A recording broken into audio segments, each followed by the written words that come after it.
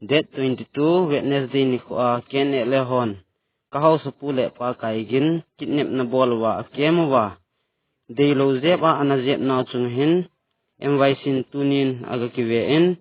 house pu hituni changeya chat thelowa lumlong lum tha thelo atong la to so thelowa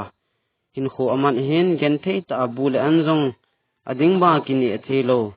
jun le ejing ading ba ki tha thelowa aji acham rong insung lo ma don thei talowa heti a abui pi jing hin hichin chung hin emwaisin lungdam na him akini pon I change hi jong la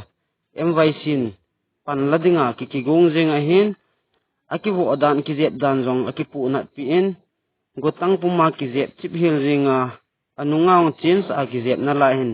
hi chewang hi tu ni changya chatong chat thei talo hi ji a hi emwaisin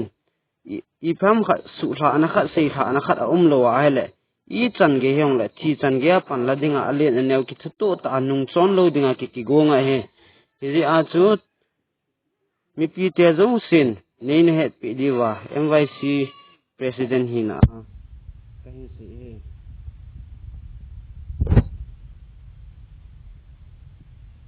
president hina